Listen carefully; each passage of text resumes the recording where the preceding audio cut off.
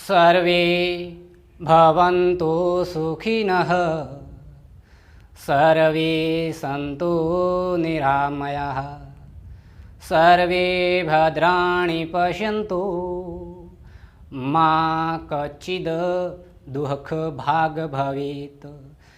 सर्वे भवन्तु सुखिनः सर्वे सन्तु निरामयाः सर्वे भद्राणि पश्यन्तु मा कच्चिद् दुःखभाग् भवेत्। प्रिय विद्यार्थियों, इस श्लोक का भावार्थ यह है कि सभी जीव सुखी हुए, सभी जीव रोग मुक्त रहे, सभी मंगलमय घटनाओं का साक्षी बने और किसी को भी दुख का भागी न बनना पड़े, किसी को भी दुख का भागी न बनना पड़े। ये मेरी ईश्वर से आपके लिए मंगल कामनाएं हैं। प्रिय विद्यार्थियों, आज हम कक्षा 6 के प्रथम पाठ शब्द परिचय के अभ्यास प्रश्न संख्या नंबर 3 क्या लिखा हुआ है, ध्यान से देखिए कि उदाहरणम दृष्टवा, उदाहरण का अर्थ होता है उदाहरण और दृष्टवा का अर्थ होता है देखकर। क्या अर्थ होता है? देखकर। उदाहरण को देखकर रिक्त, रिक्त का अर्थ होता है खाली, स्थानानि का अर्थ होता है जगह, पूर्यत का अर्थ होता है पूर्ति करना, कि उदाहरण को देखकर खाली जगह की पूर्ति करें या खाली स्थानों की पूर्ति करें। देखो, ये जो प्रश्न नंबर 3 है, ये हमें एक वचन, द्विवचन और बहुवचन का बोध कराएगा। क्योंकि जो संस्कृत का पद है, जैसे मैंने एक पद लिया, उस पद का नाम है छात्रः। क्या नाम है? छात्रः। छात्रः का अर्थ होता है विद्यार्थी, स्टूडेंट। अब ये छात्र शब्द हैं या छात्र पद हैं, ये हमें एक छात्र का बोध कराएगा, मतलब एक विद्यार्थी का बोध कराएगा। अब इस छात्र को हम द्विवचन में बदलेंगे तो क्या करेंगे? विसर्ग को हटा देंगे, औ की मात्रा लगा देंगे, क्या बन जाएगा? छात्रौ। अब ये छात्रौ ये द्विवचन का है तो दो छात्रों या दो विद्यार्थियों का बोध कराएगा। ठीक है, अब देखो, इस एक वचन को हमने द्विवचन में बदल दिया और इस द्विवचन को यदि हम बहुवचन में बदलते हैं तो लिखते हैं छात्राः। छात्राः, छात्राः का मतलब होता है अनेक विद्यार्थी, अनेक विद्यार्थी, ये बहुवचन का बोध कराएगा। छात्र एक वचन है, छात्र द्विवचन है, छात्राः बहुवचन है। यदि छात्र को सीधा बहुवचन में बदलोगे तो लिखोगे छात्राः, छात्रा को एक वचन में बदलोगे तो लिखोगे छात्रः, यदि छात्राः को द्विवचन में बदलोगे तो लिखोगे छात्रौ। तो उसी प्रकार एक उदाहरण दे रखा है, चषकः। चषकः का अर्थ होता है गिलास। अब ये एक गिलास है, इस चषकः को हमने द्विवचन में बदला तो क्या लिख दिया? चषकौ। तो कितनी गिलास हो जाएगी? 2 गिलास। अब चषकौ ये द्विवचन का है और इस पद को हमने बहुवचन में बदला तो लिखा गया है चषकाः, मतलब अनेक गिलासें। तो उसी प्रकार ये मृगौ लिखा हुआ, क्या लिखा हुआ है? मृगौ। मृगौ, तो ये पद है जो एक वचन का है, यह बहुवचन का है या द्विवचन का है। तो ये मृगौ ये द्विवचन का पद है, तो इसे आपको एक वचन में भी बदलना है और बहुवचन में भी बदलना है। यदि आप एक वचन में बदलोगे तो लिखोगे मृगः, और मृगः का अर्थ होता है हिरण। ठीक है, अब इस मृगः या इस मृगौ को आप बहुवचन में बदलोगे तो लिखा जाएगा मृगाः। क्या लिखा जाएगा? मृगाः, मतलब अनेक हिरण। तो आप अपनी अभ्यास पुस्तिका में यहाँ लिखोगे मृगः, मृगौ, और यहां लिखोगे मृगः। ठीक है, उसके बाद में पुनः आया है बलिवर्धौ। क्या पद आया है? बलिवर्धौ, बलिवर्धौ। बलिवर्धौ का अर्थ होता है दो बेल। ये द्विवचन का पद है, इसे आपको एक वचन में भी बदलना है और बहुवचन में भी बदलना है। एक वचन में आप बदलोगे तो क्या लिखा जाएगा? बलिवर्धः। क्या लिखा जाएगा? बलिवर्धः। और इसे द्विवचन में बदलोगे तो लिखा जाएगा बलिवर्धः। क्या लिखा जाएगा? बलिवर्धः। बलिवर्धः का अर्थ होता है एक बेल, बलिवर्धौ का अर्थ होता है दो बेल, बलिवर्धः का अर्थ होता है अनेक बेल। उसके बाद में लिखा हुआ है शुनकः। क्या लिखा मैंने? शुनकः। शुनकः ये छात्र एक वचन, मृगः एक वचन, तो शुनकः ये भी क्या हो जाएगा? एक वचन। अ की मात्रा के बाद में विसर्ग लगता है तो पुल्लिंग में एक वचन का बोध कराता। शुनक का अर्थ होता है कुत्ता। अब इस शुनक को हम द्विवचन में बदलेंगे तो क्या लिखेंगे? शुनकौ। ठीक है, और बहुवचन में बदलेंगे तो लिख देंगे शुनकाहा। ठीक है, एक कुत्ता, दो कुत्ते, अनेक कुत्ते। ठीक है, तो यहां पर लिखोगे शुनकौ, और यहां पे जो खाली स्थान है वहां पर लिखोगे शुनकाहा। ठीक है, उसके बाद में शौचिकौ लिखा हुआ है। क्या लिखा हुआ है? शौचिकौ। औ की मात्रा है तो द्विवचन। तो कितने दर्जी हैं? दो दर्जी। इस शौचिकौ को भी आपको एक वचन में बदलना है तो लिखना पड़ेगा शौचिकः, और बहुवचन में बदलना है तो लिखना पड़ेगा शौचिकाः, शौचिकाः। ठीक है, तो यहां लिखिए शौचिकः एक दर्जी, शौचिकौ दो दर्जी, शौचिकाः अनेक दर्जी। उसी प्रकार अगला पद आया है मयूरः। मयूरः ये एक वचन है जिसका अर्थ होता है मोर। मयूर को द्विवचन में बदलोगे तो लिखा जाएगा मयूरौ। मयूरौ को आप बहुवचन में बदलोगे तो लिखा जाएगा मयूराहा। एक मोर, दो मोर, अनेक मोर, तो लिखिएगा मयूरौ दो मोर, मयूराहा तो हो जाएगा अनेक मोर। ठीक है, चस्कः चस्कहु चस्काहा, मृगः मृगहु मृगाः, बलिवर्धः बलिवर्धौ बलिवर्धाः, शुनकः शुनकौ शुनकाः, शौचिकः शौचिकौ शौचिकाः, मयूरः मयूरहु मयूरः। ये एक वचन कर्मश द्विवचन कर्मश बहुवचन का बोध करवाता है। अब क्वेश्चन नंबर 4 है कि चित्राणि दृष्ट्वा, चित्रों को देखकर, हाथी का चित्र है, कौआ का चित्र है, चंदा मामा का चित्र है, ताला का चित्र है, भालू का चित्र है और बिल्ला का चित्र है। इन चित्रों को देखकर संस्कृत पदानी, इन चित्रों को देखकर इनके नाम आपको संस्कृत में लिखने हैं। चित्रों को देखकर चित्रों के नाम संस्कृत भाषा में लिखने हैं। जैसे ये क्या है? हाथी। हाथी को संस्कृत में बोला जाता है गजः। क्या लिखा जाता है? गजः। और गज का अर्थ होता है हाथी, एक हाथी। यदि यहां पे मैं लिख दूं गजऊ तो दो हाथी, गजाहा तो अनेक हाथी। ठीक है, ये किसका चित्र है? कौआ का चित्र है। तो कौआ का नाम किस में लिखना है? कौन सी भाषा में लिखना है? संस्कृत में लिखना है।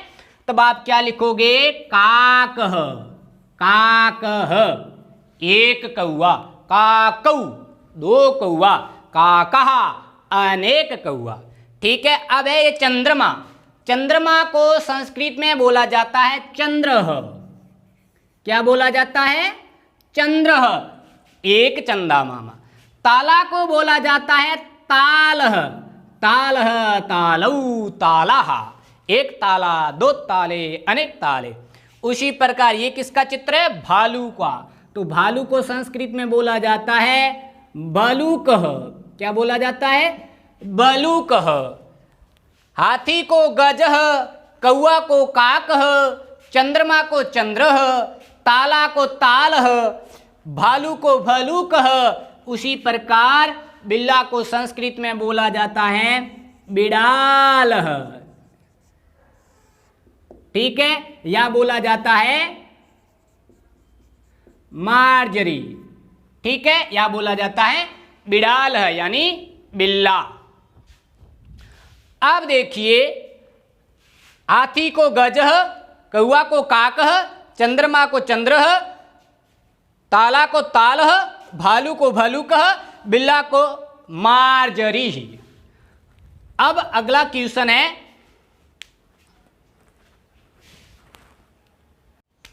हाँ अगला क्वेश्चन है प्रश्न संख्या 5 कि चित्र दृष्ट्वा उत्तरम लिखतः। चित्र को देखकर उत्तर लिखना। चित्र को देखकर उत्तर लिखना। प्रश्न क्या है? बालकः किम करोति। बालक क्या कर रहा है? आपकी किताब में यहाँ पर एक चित्र बनाया गया है जिसमें एक बालक बैठा है और उस बालक के हाथ में क्या है? किताब, मतलब बालक पढ़ रहा है। चित्र में यह दर्शाया गया है कि बालक पढ़ रहा है। तब आप क्या लिखोगे? जैसे बालकः, ये तो एक वचन है, तो आप लिख दोगे बालकः। किम करोति, क्या कर रहा है? बालक पढ़ रहा है। तो पढ़ रहा है, उस पढ़ना का एक धातु होता है पठ, और पठ का अर्थ होता है पढ़ना। पठ क्या है? ये धातु है। अब जैसे क्रिया बनाएंगे तो बना देंगे पठती, पठतः, पठन्ति। ठीक है, प्रथम पुरुष में। प्रथम पुरुष में एक वचन की क्रिया है पठती, द्विवचन में है पठतः और बहुवचन में है पठन्ति। तो पठती एक वचन है, पठतः द्विवचन, पठन्ति बहुवचन। यहां पर संज्ञा एक वचन की है तो क्रिया भी एक वचन की ही होगी। यदि संज्ञा द्विवचन की है तो क्रिया भी द्विवचन की ही होगी। यदि संज्ञा बहुवचन की है तो क्रिया भी बहुवचन की होगी। ये ध्यान रखना। तो ये पठती क्रिया है, पठतः क्रिया है, पठन्ति क्रिया है। लेकिन ये पठती एक वचन की क्रिया है, पठतः द्विवचन की क्रिया है, पठन्ति बहुवचन की क्रिया है। तो बालकः एक वचन है तो यहां पर क्या आएगा? पठती। बालकः पठती, यहां पे प्रश्नवाचक चिन्ह है तो यहां पे पूर्ण विराम। बालक किम करोति, बालक क्या कर रहा है? बालकः पठती, बालक पढ़ रहा है। तो बालक संज्ञा शब्द है एक वचन और पठती क्रिया है। इसका मुख्य धातु पठ है। पठ का अर्थ होता है पढ़ना। ठीक है, अगली लाइन। दूसरा क्वेश्चन है कि अश्वऊ किम कुरुतः। अब अश्वऊ मतलब अश्व का मतलब होता है एक घोड़ा। अश्व यानी दो घोड़े। किम कुरुतः, दो घोड़े क्या कर रहे हैं? आपकी किताब में चित्र है, उस चित्र में दो घोड़े हैं और वह दो घोड़े दौड़ रहे हैं। दौड़ना को संस्कृत में बोला जाता है, उसका धातु तो धाव है, धावती, धावतः, धावन्ति। धावती एक घोड़ा दौड़ेगा, धावत तो दो घोड़े दौड़ेंगे, धावंत यानी अनेक घोड़े दौड़ेंगे। यहां पर कितने घोड़े दौड़ रहे हैं? कितने घोड़े हैं? अश्व मतलब दो घोड़े हैं। तो क्रिया दो घोड़े तो द्विवचन, तो क्रिया भी द्विवचन की होगी। क्या होगा? धावतः। तो आप लिख दोगे अश्वऊ, अश्वऊ धावतः, दो घोड़े दौड़ रहे हैं। अश्वऊ किम कुरुतः, दो घोड़े क्या कर रहे हैं? अश्वऊ धावतः, दो घोड़े दौड़ रहे हैं। उसके बाद में लिखा हुआ है कुकुराहा किम कुर्वन्ति, ये कुर्वन्ति भी बहुवचन का है, ये क्रिया है, ये कुकुरा संज्ञा शब्द है जो भी बहुवचन का है। ठीक है, प्रश्न क्या है, कुकुराहा किम कुर्वन्ति,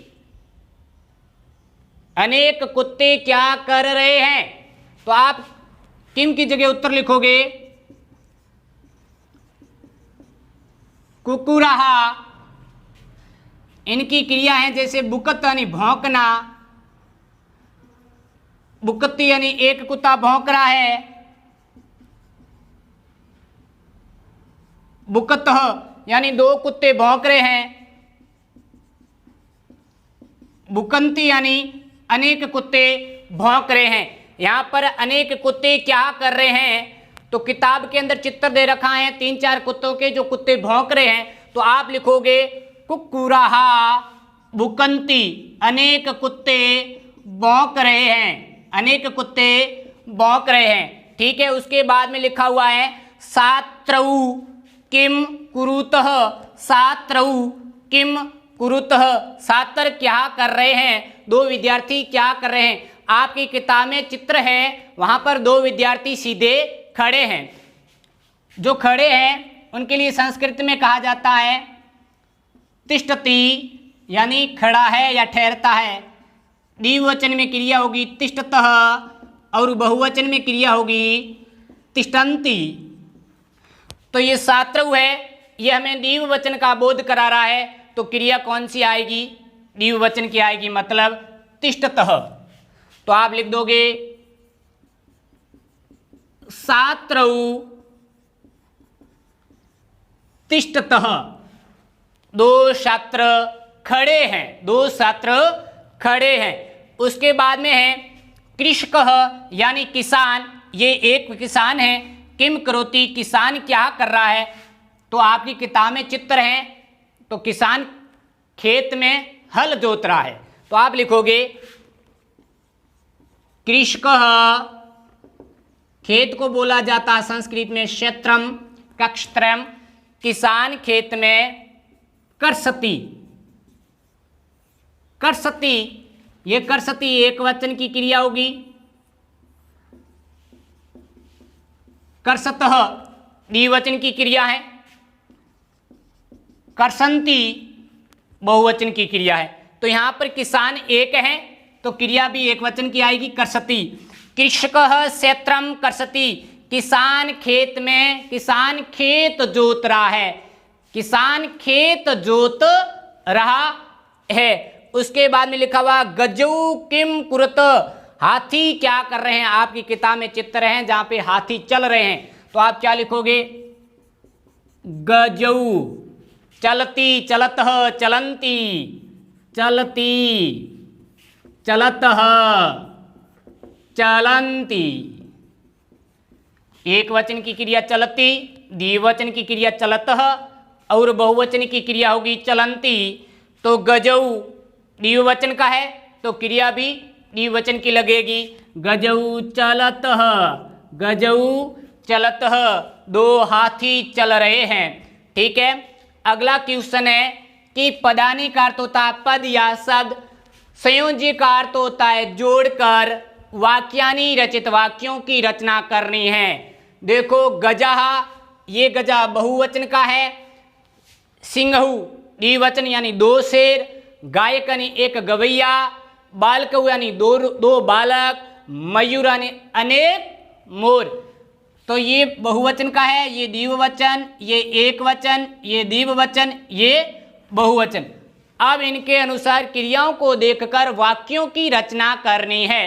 अब देखो गजः नृत्यन्ति बहुवचन है, गायति एक वचन है, पठतः द्विवचन है, चलन्ति बहुवचन है। तो गजः चलन्ति, अनेक हाथी चल रहे हैं, अनेक हाथी चल रहे, गजः चलन्ति।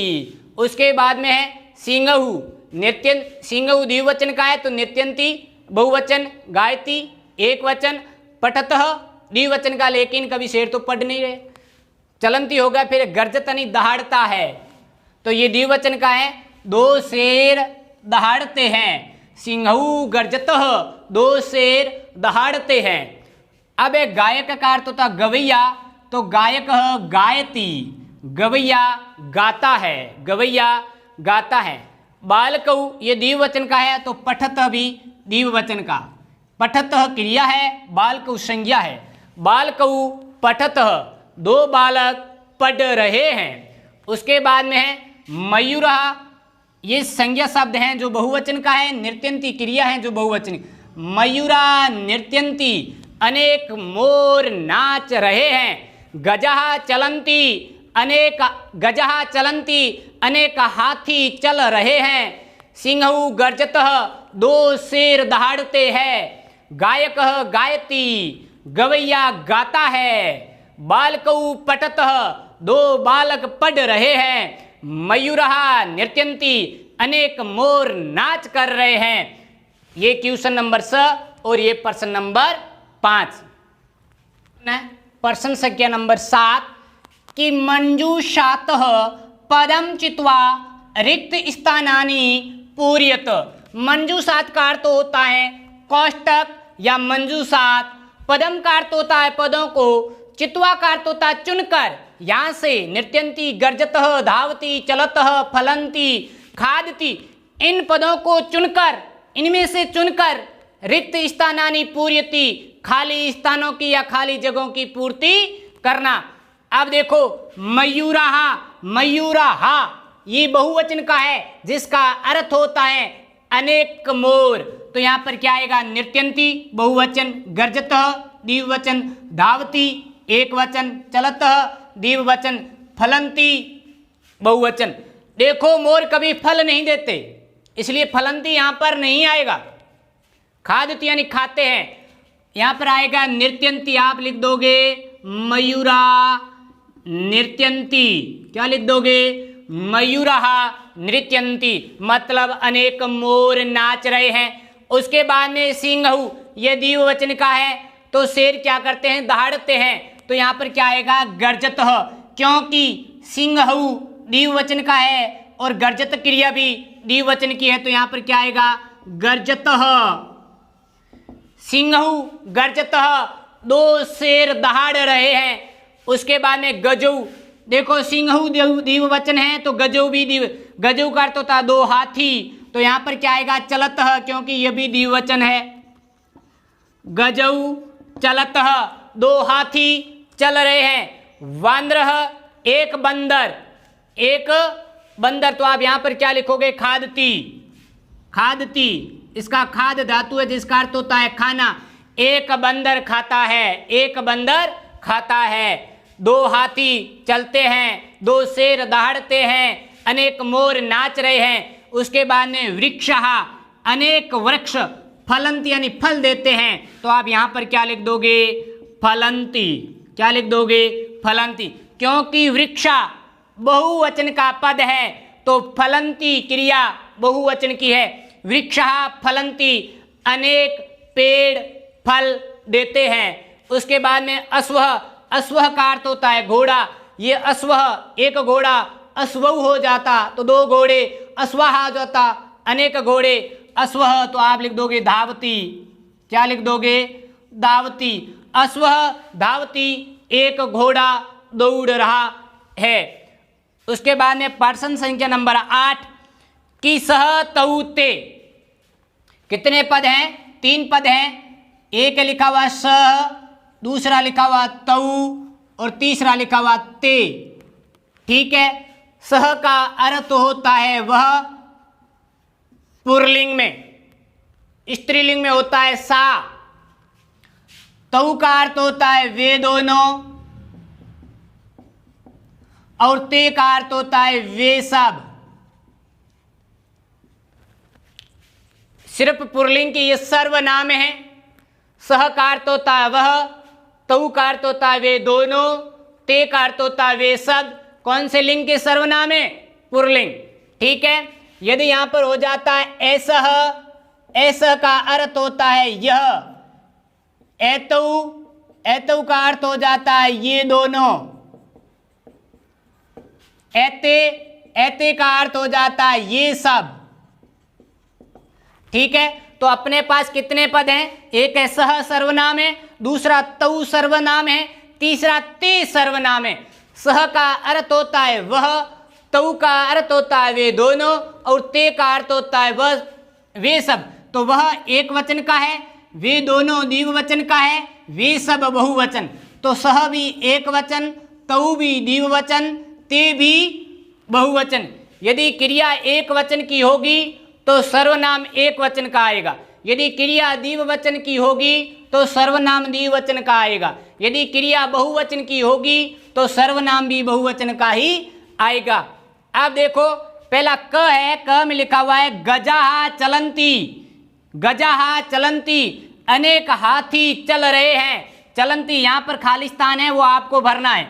चलंती कौन से वचन का है? बहुवचन का है। तो सह बहुवचन का है? नहीं, एक वचन का। तऊ सर्वनाम बहुवचन का है? नहीं, द्विवचन का। ते सर्वनाम बहुवचन का है, तो यहाँ पर आएगा ते चलंती। ते चलंती का, अब देखो ते का अर्थ होता है वे सब, चलंती यानी चलते हैं, वे सब चलते हैं। गजा चलंती, अनेक हाथी चलते हैं। ते चलंती यानी वे सब चलते हैं। तो ते सर्वनाम है और ते का अर्थ होता है वे सब। उसके बाद में सात्रौ पठत, सात्रौ भी द्विवचन, पठत भी द्विवचन, तो पठत भी द्विवचन, तो सर्वनाम किसका आएगा? द्विवचन, मतलब वे दोनों। तो तऊ का अर्थ क्या होता है? वे दोनों। तो आप यहाँ पर लिखोगे तऊ पठत, तऊ पठतानि। तऊ पठत का अर्थ होता है वे दोनों पढ़ते हैं, वे दोनों पढ़ते हैं। सात्रौ पठत, दोनों सातर पढ़ते हैं। उसके बाद में वानरा क्रीडंती, अनेक बंदर खेल रहे हैं। ये जो क्रीडंती है ये बहुवचन की क्रिया है, जो वानरा है ये भी बहुवचन का पद है। तो सर्वनाम किसका आएगा? बहुवचन का। मतलब क्या आएगा? ते क्रीडंती। ते क्रीडंती का अर्थ होता है वे सब खेलते हैं, वे सब खेलते हैं। उसके बाद में गायक गायती, एक गवैया गाता है। तो गायती एक वचन का है, तो सर्वनाम भी एक वचन का आएगा। सह गायती, वह गाता है। सह गायती, वह गाता है। तऊ गायतः, वे दोनों गाते हैं। ते गायंती, वे सब गाते हैं। उसके बाद में मयूरा नृत्यंती, अनेक मोर नाच रहे हैं। तो नृत्यंती बहुवचन की क्रिया है, तो सर्वनाम भी बहुवचन का आएगा। क्या आएगा? ते नृत्यंती का अर्थ होता है वे सब नाच रहे हैं। ठीक है, यदि यहाँ पर हो जाता नृत्यति तो क्या आता? सह नृत्यति, वह नाच रहा है। यदि यहाँ नृत्यति की जगह यदि आप लिख देते हो नृत्यतः, तऊ नृत्यतः, वे दोनों नाच रहे हैं। और यहाँ पर आया नृत्यंती, नृत्यंती तो ते नृत्यंती, वे सब नाच रहे हैं। तो नृत्यंती क्रिया है तो ते सर्वनाम है, नृत्यंती बहुवचन की क्रिया है तो सर्वनाम भी बहुवचन का है। यदि संज्ञा एक वचन की है तो क्रिया भी एक वचन की ही होगी। संज्ञा द्विवचन की है तो क्रिया भी द्विवचन की होगी। संज्ञा बहुवचन की है तो क्रिया भी बहुवचन की होगी। तो नृत्यति एक वचन है, नृत्यति द्विवचन है, नृत्यंती बहुवचन है। तो सह सर्वनाम एक वचन है, तऊ सर्वनाम द्विवचन, ते सर्वनाम बहुवचन। सह का अर्थ होता वह, तऊ का अर्थ होता वे दोनों, ते का अर्थ होता वे सब। जैसे ते चलंती, वे सब चलते हैं। तऊ पठता, वे दोनों पढ़ते हैं। ते क्रीडंती, वे सब खेलते हैं। सह गायती, वह गाता है। ते नृत्यंती, वे सब